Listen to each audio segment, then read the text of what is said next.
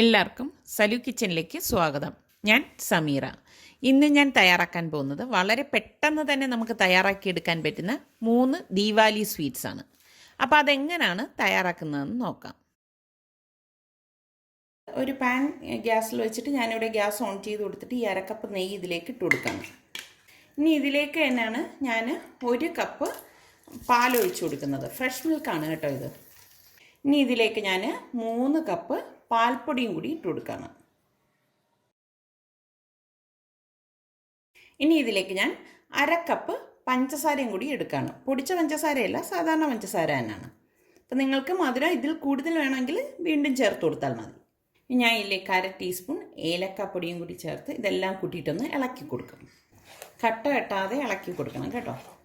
ഇനി ഇതിലെ പഞ്ചസാരയൊക്കെ മെൽറ്റായിട്ട് കുറച്ചുകൂടി ഇതൊന്ന് ലൂസാവും. ലൂസായ ശേഷം ഇത് തിക്കായി വരണം. അപ്പോൾ അതുവരെ നമ്മൾ ഇതുപോലെ ഒന്ന് കട്ടയില്ലാതെ ഇളക്കി കൊടുത്തുകൊണ്ടിരിക്കണം. ശരിക്കും ഇങ്ങനത്തെ ഈ ദീവാലി സ്വീറ്റ്സിനൊക്കെ ഇതുപോലെ നെയ്യ് ചേരും. അതുകൊണ്ടാണ് അതിന് അത്രയും ടേസ്റ്റ്. ഒരു 10 മിനിറ്റ് കൊണ്ട് തന്നെ ഇത് തിക്കായി വരും കേട്ടോ. കണ്ടോ, ഇപ്പോൾ നല്ല തിള വന്നിട്ടുണ്ട്. അപ്പം കൈയെടുക്കാതെ ഇതുപോലെ തന്നെ ഇളക്കി കൊടുത്തുകൊണ്ടിരിക്കണം. മീഡിയം ഫ്ലെയിമിൽ വെച്ചിട്ടാണ് നമ്മളിത് ഇളക്കുന്നത് കേട്ടോ. ഇവിടെ തിക്കായി വരുന്നുണ്ട്. ഇതേ കണ്ടോ, പാനിൽ നിന്ന് വിട്ട് വരുന്ന ഒരു പരുവായി. ഇതൊരു 6-7 മിനിറ്റ് കൊണ്ട് തന്നെ റെഡിയാവും കേട്ടോ. ഇപ്പോൾ ചെറിയൊരു ഗോൾഡൻ കളറായി വന്നിട്ടുണ്ട്. ഈ ഒരു സ്റ്റേജിൽ നമുക്ക് ഗ്യാസ് ഓഫ് ചെയ്തിട്ട് ഇതൊരു പ്ലേറ്റിലേക്ക് മാറ്റാം.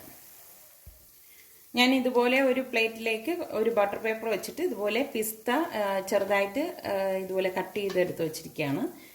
നമ്മൾ ഈ റെഡിയാക്കി വെച്ചിരിക്കുന്ന ഇതിലേക്ക് വെച്ചിട്ടൊന്ന് ലെവൽ ചെയ്ത് കൊടുക്കാം. ഉടൻ തന്നെ നമ്മളിത് ലെവൽ ചെയ്ത് കൊടുക്കണേ. കുറച്ച് ഇതിൻ്റെ മുകളിലും കൂടി ഒന്ന് ഇട്ട് കൊടുക്കാം. തണുത്ത് കഴിഞ്ഞാൽ ഇത് നമുക്ക് ബുദ്ധിമുട്ടായിരിക്കും. ഇതിപ്പോൾ ഞാനിവിടെ ലെവൽ ചെയ്തിട്ടുണ്ട്. ഇതിനി തണുത്ത ശേഷം നമുക്ക് കട്ട് ചെയ്തെടുക്കാം. ഞാൻ തണുക്കാനായിട്ട് മാറ്റി വെക്കുകയാണ്. ഒരു പാൻ അടുപ്പത്ത് വെച്ച് ചൂടാകുമ്പോഴേക്ക് ഞാനിവിടെ 2 ടേബിൾ സ്പൂൺ നെയ്യ് ഇട്ട് കൊടുക്കുകയാണ്.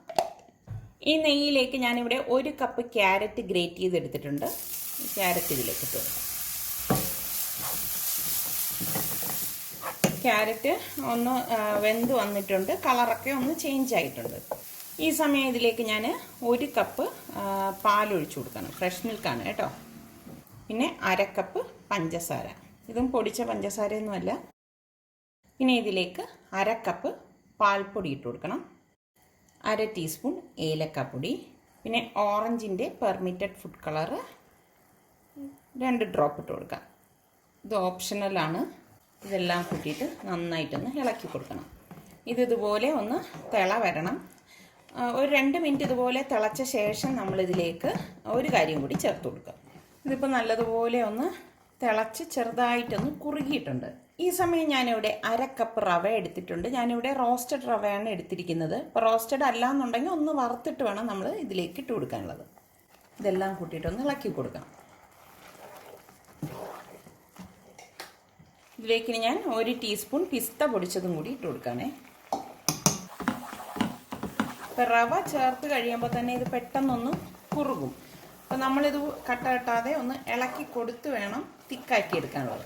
ഇതുപോലെ പാനിൽ നിന്ന് വിട്ട് വരുന്നതാണ് ഇതിൻ്റെ ഒരു പരുവ്. ഇനി നമുക്കിത് സെറ്റ് ചെയ്യാനായിട്ട് ഒരു പ്ലേറ്റിലേക്ക് മാറ്റാം. ഞാനിവിടെ ഇതുപോലെ ഒരു ബോക്സിൽ ബട്ടർ പേപ്പർ വെച്ചിട്ടുണ്ട്. ഈ ബട്ടർ പേപ്പറിൻ്റെ അകത്തേക്ക് നമുക്കിത് ഇട്ട് കൊടുത്ത് ലെവൽ ചെയ്ത് കൊടുക്കാം. ഇതും ചൂടോടുകൂടി തന്നെ നമ്മളിത് ലെവൽ ചെയ്ത് കൊടുക്കണേ. ഞാൻ ഇതുപോലെ ഒന്ന് ലെവൽ ചെയ്ത് കൊടുത്തിട്ടുണ്ട്. ഇനി ഇതിൻ്റെ മുകളിലേക്ക് കുറച്ച് പിസ്ത പൊടിച്ചതും കൂടി ഒന്ന് വെതറിയിട്ട് ഡെക്കറേറ്റ് ചെയ്യണം. ഒരുപാടൊന്നും വേണ്ട കേട്ടോ, കുറച്ച് മതിയാവും. എന്നിട്ടൊന്ന് സ്പൂൺ കൊണ്ടൊന്ന് അമർത്തി കൊടുത്താൽ മതി. ഇത് തണുത്ത ശേഷം നമുക്ക് കട്ട് ചെയ്തെടുക്കാം. ഒരു പാൻ അടുപ്പത്ത് വെച്ച് ചൂടാകുമ്പോഴേക്ക് ഞാൻ 2 ടേബിൾ സ്പൂൺ നെയ്യ് ഇട്ട് കൊടുക്കാം. ഇതിലേക്ക് ഞാൻ 1/4 കപ്പ് വെർമസല്ലി എടുത്തിട്ടുണ്ട്. അതിട്ടൊന്ന് റോസ്റ്റ് ചെയ്ത് കൊടുക്കാം. ഒരു ഗോൾഡൻ കളറാവണ വരെ ഇതൊന്ന് റോസ്റ്റ് ചെയ്ത് കൊടുക്കണം. കരിഞ്ഞു പോരുത് കേട്ടോ. ഇനി ഞാൻ ഇതിപ്പോൾ ഒരു ഗോൾഡൻ കളറായി വരുന്നുണ്ട്. ഇതിൽ നിന്ന് കുറച്ച് ഗാർണിഷ് ചെയ്യാൻ വേണ്ടി മാറ്റി വെക്കുവാണ്. ഇതിലേക്ക് ഞാൻ 1 കപ്പ് ഫ്രഷ് മിൽക്ക് ഒഴിച്ചു കൊടുക്കണം. ഇനി ഇതിലേക്ക് ഞാൻ 3 ടേബിൾ സ്പൂൺ പഞ്ചസാര ഇട്ട് കൊടുക്കുകയാണ്. പൊടിച്ച പഞ്ചസാരയൊന്നും അല്ല ഇട്ട് കൊടുക്കുന്നത് കേട്ടോ. 1/4 ടീസ്പൂൺ ഏലക്കപ്പൊടി. ഇതെല്ലാം കൂട്ടിയിട്ട് ഇളക്കിയ ശേഷം ഞാനിവിടെ 1/2 കപ്പ് പാൽപ്പൊടി എടുത്തിട്ടുണ്ട്, അതിട്ട് കൊടുക്കാം. 1/2 കപ്പ് ഡെസിക്കേറ്റഡ് കോക്കനട്ട്. ഈ ഡെസിക്കേറ്റഡ് കോക്കനട്ട് നമുക്ക് റെഡിമെയ്ഡ് വാങ്ങിക്കാൻ കിട്ടും. അതല്ലെങ്കിൽ ഞാൻ ഉണ്ടാക്കുന്ന വീഡിയോ ഇതിന് മുൻപ് അപ്ലോഡ് ചെയ്തിട്ടുണ്ടായിരുന്നു, അത് നോക്കിയാൽ മതി. ഇതെല്ലാം കൂട്ടിയിട്ടൊന്ന് ഇളക്കി കൊടുക്കണം. കട്ട ഇല്ലാതെ വേണം നമ്മളിത് ഇളക്കി കൊടുക്കാനുള്ളത്. ഫ്ലെയിം കുറച്ച് വെച്ചിട്ട് ഇളക്കി കൊടുത്താൽ മതി. ഇതിലേക്ക് ഞാൻ ഗ്രീനിൻ്റെ പെർമിറ്റഡ് ഫുഡ് കളർ 2 ഡ്രോപ്പ് ഇട്ട് കൊടുക്കുകയാണ്. ഓപ്ഷണലാണ് ഇത്. എനിക്ക് ഫോട്ടോയ്ക്ക് വേണ്ടിയിട്ട് ഞാൻ ചേർത്ത് കൊടുക്കുന്നതാണ്. നിങ്ങൾക്കിത് താല്പര്യമില്ലെങ്കിൽ ഒഴിവാക്കാം. ദീപാവലി സ്വീറ്റ്സ് എന്നൊക്കെ പറയുമ്പം കുറച്ച് കളറിലായിരിക്കും. ഇതെല്ലാം കൂട്ടിയിട്ട് ഇവിടെ മിക്സായി വരുന്ന സമയം ഞാനിവിടെ 1/4 കപ്പ് റവ എടുത്തിട്ടുണ്ട്. കണ്ടോ, ഫുള്ള് ഞാൻ എടുത്തിട്ടില്ല, 1/4 കപ്പ് മാത്രമേ ഉള്ളൂ. ഈ 1/4 കപ്പ് റവയും കൂടിയിട്ട് ഇളക്കി കൊടുക്കണം. റോസ്റ്റഡ് റവയാണ് ഇതിലും ചേർത്തിരിക്കുന്നത് കേട്ടോ. ഇത് ഇളക്കി കൊടുക്കുന്നതിനോടൊപ്പം തന്നെ ഞാനിവിടെ 2 ടീസ്പൂണ് പിസ്ത പൊടിച്ചതും കൂടി ഇട്ട് കൊടുക്കണം. ഈസി ആയിട്ട് ഇതുപോലെ പാനിൽ നിന്ന് വിട്ട് വരുന്ന സമയത്ത് നമുക്ക് ഗ്യാസ് ഓഫ് ചെയ്ത് സെറ്റ് ചെയ്യാനായിട്ട് വെക്കാം. ഒരു പ്ലേറ്റിൽ ഇതുപോലെ ബട്ടർ പേപ്പർ വെച്ചിട്ട് ഇതിന് മുകളിൽ നമ്മൾ ഈ ഗാർണിഷ് ചെയ്യാൻ മാറ്റി വെച്ചിരിക്കുന്ന വെർമസല്ലി ഉണ്ടല്ലോ, അത് ഇതുപോലെ ഒന്ന് ഇട്ട് കൊടുക്കാം.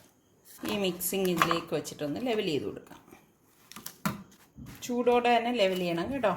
ഒരു നെയ്യ് തടവിയ സ്പൂൺ കൊണ്ട് ഇതുപോലെ ഒന്ന് ലെവൽ ചെയ്താൽ ഈസി ആയിട്ട് നമുക്ക് ലെവൽ ചെയ്തെടുക്കാൻ പറ്റും. അപ്പോൾ ഈ സ്വീറ്റ് നമുക്ക് തണുക്കാനായിട്ട് മാറ്റി വെക്കാം. തണുത്ത ശേഷം കട്ട് ചെയ്തെടുക്കാം. അപ്പം നിങ്ങളെല്ലാവരും ഈ ദീപാവലിക്ക് ഇതൊന്ന് ട്രൈ ചെയ്ത് നോക്കിയിട്ട് ഇഷ്ടമാണെങ്കിൽ ഇതിൻ്റെ ലിങ്ക് നിങ്ങളുടെ കൂട്ടുകാർക്കും ഫ്രണ്ട്സിനും ഒക്കെ ഷെയർ ചെയ്യാൻ മറക്കരുതേ. അതുപോലെ തന്നെ നമ്മളുടെ സലു കിച്ചൻ ഇനിയും സബ്സ്ക്രൈബ് ചെയ്യാത്തവരുണ്ടെങ്കിൽ ഈസി റെസിപ്പികൾക്കായി സലു കിച്ചൻ സബ്സ്ക്രൈബ് ചെയ്യാൻ വേണം കേട്ടോ.